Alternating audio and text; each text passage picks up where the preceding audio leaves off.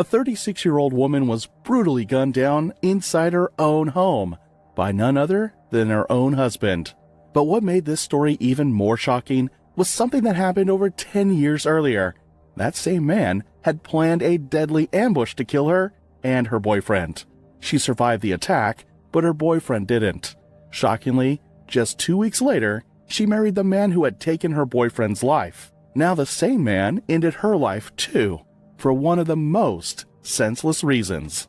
This is the heartbreaking case of Edwina Brown. This is your man. Yes. Look at the screen. That's mine. I'm gonna stick beside him. And that's what you're going to settle for. I'm gonna stick beside him. Her and walked free. Meanwhile, the two gunmen faced the full force of the law, with one receiving 55 years in prison, while the other was sentenced to life behind bars. But while the world was reeling for the failure of serving justice, what happened next was even more shocking. Just 2 weeks after the brutal attack that ended her boyfriend's life and put her in danger, Edwina married the very man who was responsible for the tragedy she faced.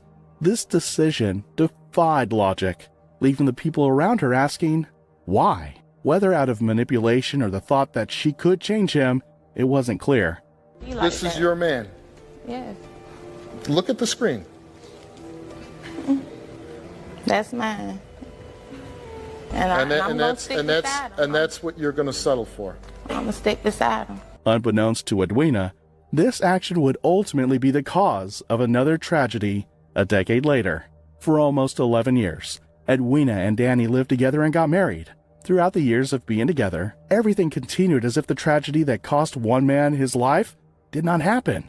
They even had a child together, who they named Danny Maurice Brown III. They would constantly be seen in social media sharing skits of their seemingly happy family. To outsiders, it seemed as though their marriage was an attempt to move on, and a chance to rebuild after the chaos of their past. All this time, she continued with her work, cared for her children, and continued to do her passions in life. But behind the cameras and inside their home, their relationship was far from stable, and it wasn't long until the same violent nature of Danny would surface. And on March 27, 2024, the peace that Edwina had tried to build came crumbling down. That day started like any other, but as the hours passed, tensions began to rise. Around 4 p.m., Danny Brown arrived at Edwina's home at 4704 Fairley Drive in Little Rock, Arkansas, where she had been living apart from him.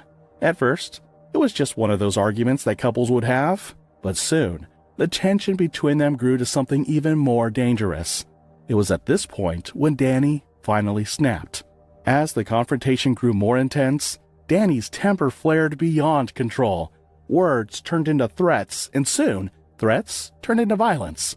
Danny pulled out a gun and shot Edwina. In a matter of seconds, she was betrayed yet again by the man she gave another chance to. The same man who had once tried to kill her, and now had finished what he started 10 years ago. Right after shooting Edwina, Danny took off, trying to run from what he had done. When officers got to the scene, they found Edwina fighting for her life. On March 27th, around 4 in the afternoon, police say Danny Brown went to his estranged wife's house on Fairley Drive in Little Rock. The information we have is that Danny Brown entered the house. I guess maybe an argument ensued.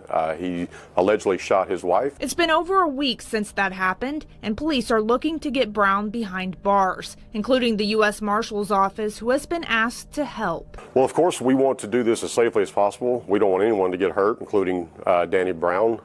Preferably, we'd rather Danny Brown just turn himself in, do the right thing. Police have gotten close to arresting him, but they say he's made it clear he will not be taken in quietly. One of our biggest tips, I guess, came from Danny Brown himself.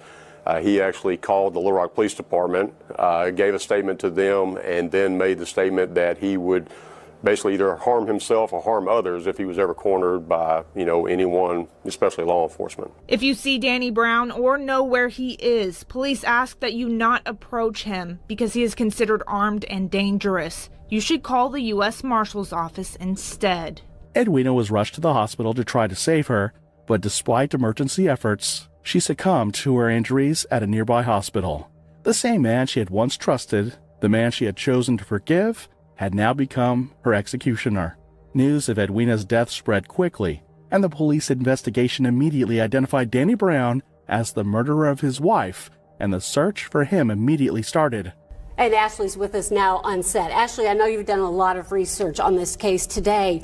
How far are we getting? Do we know anything about this suspect? Karen, it's still a process. We're still working to confirm a lot, but what we do know is there are possible cases against Mr. Brown right now, possibly out of state, so we're still working to confirm that and make sure that we know everything we can before we report it. Absolutely. We must confirm. Well, we know you'll do that.